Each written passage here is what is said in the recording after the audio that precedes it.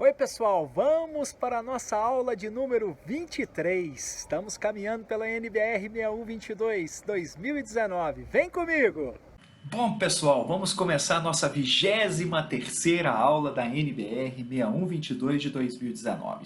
Meu nome é Christian Porcino, eu estou acompanhando vocês em todos esses capítulos da norma, explicando item a item. Estamos caminhando aí capítulo 1, capítulo 2, capítulo 3, caminhando agora no capítulo 4, buscando entender essa NBR de uma forma tranquila, sem sofrimento, sem complicar o que não precisa complicar, buscando as informações, a importância do porquê certos itens estão na norma. Então isso é muito importante da gente averiguar.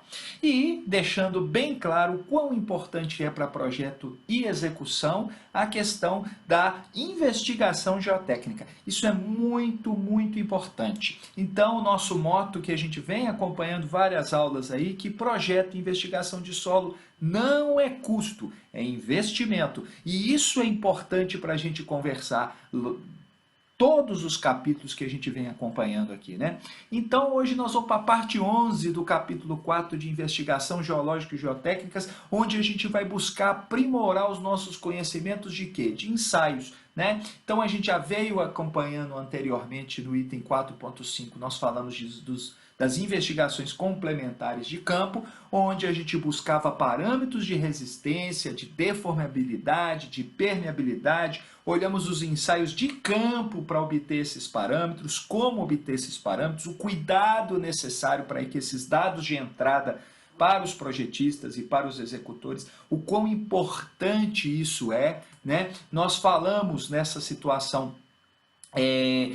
das investigações complementares de laboratório. Então, assim, o que a NBR fala dessas investigações complementares de laboratório?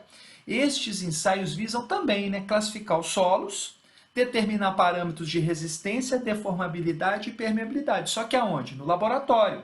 Então, nós fizemos essa parte no item 4.5, que era a determinação desses parâmetros em campo, e agora nós vamos obter informações de laboratório, ou comprovativas, ou realmente complementares àquelas, para me tirar minhas dúvidas que eu teria de algum ensaio de laboratório, complementando os meus ensaios de campo, os meus outros ensaios de campo, SPT, alguma informação, eu vou ao laboratório, realmente coleto as minhas amostras e vou ao laboratório. Lá no item referências bibliográficas, nós já falamos muitas coisas a respeito disso. E hoje algumas nós vamos relembrar, outras nós vamos reafirmar, outras nós vamos falar pela primeira vez. Então, as amostras representativas das camadas de solo, isso é importante. A palavra representativa, ela é fundamental, pessoal. Nós não podemos simplesmente coletar uma amostra, levar para o laboratório e tomar isso como verdade. Eu tenho que saber aonde eu estou coletando, a quantidade que eu estou coletando, a profundidade que eu estou coletando e para que eu vou usar aquela amostra, para que tipo de ensaio. São situações muito importantes. Eu tenho um estudo anterior de amostragem, eu tenho um estudo anterior de representatividade do solo, para eu realmente ser representativo e eu ter uma informação consistente das camadas de solo, e devem ser retiradas através de poços e trincheiras. Os poços e trincheiras, nós temos NBRs que nos orientam para como fazer poço e trincheira. Não é de qualquer jeito, tem lá a orientação, até mesmo para a gente ter uma padronização dessa retirada através de poços e trincheiras, que são as NBRs 9820 e 9604. Para os ensaios de caracterização dos solos, a gente pode obter amostras por meio de trado, né? Que é aquela sondagem através de trado, obviamente, porque a caracterização nesse sentido não tem problema da amostra estar deformada, porque o trado deforma a amostra, né? Então, quando eu quero saber só as características realmente de granulometria, né? Fazer ensaio de granulometria e sedimentação, eu posso adotar essa retirada de amostras através do trado, que é a NBR 9603, né? Os ensaios mais usuais, né? são os que nós vamos falar daqui a pouco, né? Então é NBR 9820, 9604, né? Coleta de amostras indeformadas de solos de baixa resistência em furos de sondagem. Então, 9820 nos permite, né, coletar amostra indeformada de furo de sondagem. Então ela vai ter realmente, né, proteção com PVC, proteção com papel alumínio, mostrando, né, proteção com parafina na extremidade, também adicionando isso, né? Então, assim, ela vai nos mostrar quais são os critérios de coleta da amostra para que essa amostra seja, primeiro, representativa, depois a situação dessa amostra ser realmente indeformada e, no caso de amostras indeformadas de solo de baixa consistência, né, sendo retiradas de furo de sondagem, eu preciso ter alguns cuidados específicos com a minha amostra para que aquele transporte da amostra até chegar no laboratório permita que a minha amostra esteja realmente deformada, né, pessoal? Nós temos que tomar cuidado com o transporte, trepidação, choque da amostra, né? Porque eu posso estar transformando a minha amostra num solo XYZ que não tem nada a ver lá com o solo aonde eu coletei. Isso é muito importante para a gente pensar nisso aí. Abertura de poço, né? Aqui está mostrando uma trincheira e um poço, né? Então, a norma que trata da abertura de poço e trincheira de expansão de solo, com retirada de amostras deformadas e indeformadas, claro, você pode tirar a amostra deformada ou pode fazer o procedimento correto da retirada da amostra indeformada, eu posso fazer através de uma trincheira, né, a foto de baixo aqui, né, ou através de um poço, né, com dimensões determinadas, né, com pré-determinadas e importante para nós. Qual é a profundidade? Porque eu estou obtendo parâmetros de resistência, nós vamos falar daqui a pouco dos ensaios de cisalhamento direto, triaxial, densamento, nós vamos falar dessas coisas, mas eu estou obtendo parâmetros de resistência naquela profundidade. Isso é importante a gente ter essa noção quando for projetar, né? Às vezes o cara quer um númerozinho para inserir numa planilha, para soltar um resultado ali, para detalhar o desenho com o projetista. Não, toma cuidado, nós temos que entender qual é esse parâmetro de resistência que está sendo dado de entrada, da onde ele foi retirado, como foi feito esse ensaio. Então essas coisas a gente vai alertar durante a nossa aula. Para os ensaios de caracterização dos solos, podem ser obtidas amostras por meio de trado, né? De acordo com a NBR 9603. A gente falou isso, só alertando que a NBR que é essa, é a sondagem a trado. Lembrando que esse trado, né, ele vai coletar a amostra deformada, né, porque na hora que ele está realmente retirando o material do solo, nós temos exatamente esse problema que a amostra é coletada deformada. Mas existem ensaios que não têm necessidade da minha amostra, né, ser coletada de forma indeformada, né? Beleza, os ensaios compreendem norma, né, que a norma cita, né? Ensaio de granulometria. O ensaio de granulometria, ele é regido, né, pela NBR 7181, né? E para quem se lembra, né, das saudosas aulas de mecânica dos solos, né, onde a gente fazia os ensaios de análise granulométrica, né? Ia para o laboratório, né? Fazia o peneiramento, fazia sedimentação, né? Aplicava a lei de Stokes, não é isso? Para a parte de sedimentação, medir o tempo de sedimentação de cada partícula, faz um gráfico, né? Você lá e pega os percentuais de cada faixa granulométrica, aí você desenha a curva granulométrica, com isso você descobre se você tem uma argila silto-arenosa, uma argila siltosa, um silt arenoso, com isso você tem informação da granulometria do solo, né? E é essa norma 7181 que rege este assunto. Umidade natural, W, né? Essa umidade natural é definida aqui na norma NBR 6122, que é a de fundações que a gente está estudando, como umidade natural para solos argilosos. E ela é regida pela NBR 6457. O procedimento, né, para preparação dessas amostras de solo, preparação para ensaios de compactação e ensaios de caracterização.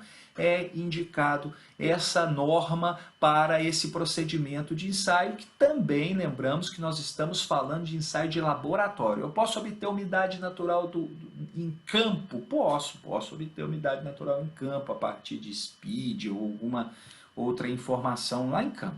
Mas esse ponto aqui da norma está nos falando do processo feito em laboratório, onde a gente usa estufa, onde a gente usa aquelas cápsulazinhas que a gente conhece lá, o peso da cápsula. Então eu tenho toda essa informação, levo para a estufa, tem todo o procedimento, retiro da estufa, meço, né, essas questões o peso antes e o peso depois da estufa, faço essas contas e descubro qual que é a umidade natural do terreno. Tudo lembrando, né, gente? Nós estamos lembrando das nossas aulas de mecânica dos solos 1, né? Onde a gente aprendeu isso em laboratório. Olha o terceiro, limite de liquidez, né? O limite de liquidez é um dos limites de Atterberg, né? E esse limite de liquidez, LL ou WL, ele é regido pela norma 6459, que é a determinação do limite de liquidez, né? Que usa o aparelho de Casagrande, né? E a gente tem essa forma, né?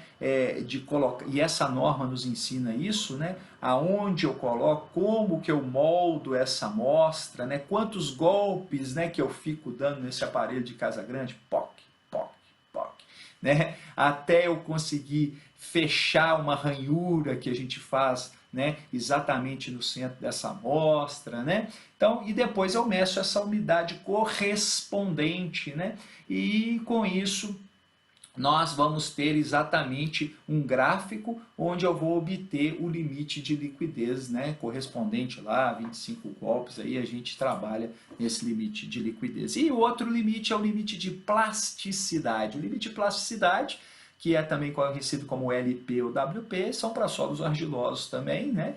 NBR 7180, determinação do limite de plasticidade, que nada mais é do que um ensaio onde eu pego, né? Eu brincava, né, na sala de aula, que é o biscoitinho da vovó, né, que fica assim em cima da plataforma, né? E nós vamos fazendo para lá e para cá. A gente costuma brincar que esse é o melhor teste para contratação de técnico de laboratório, né? O cara tem uma paciência suficiente, o cuidado para realizar esse ensaio conforme norma, esse cara está de parabéns, esse cara vai viver 200 anos, né?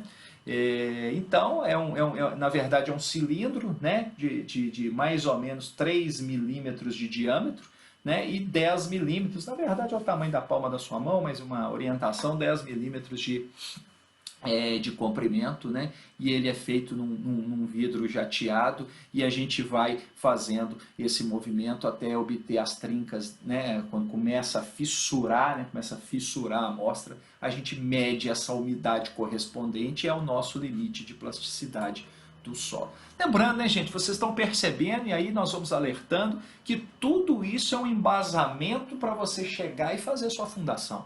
Então, tudo aquilo que a gente viu de mecânica dos solos é fundamental, é base fundamental para que eu tenha dados consistentes para elaborar a minha fundação. Então, isso não é bobagem, é muito importante para nós, né? Peso específico real dos grãos, né? Conforme 6458, que é essa norma que define os grãos de penedeglúlio retidos na peneira de abertura 4.8, determinação da massa específica, de massa específica aparente e da absorção de água.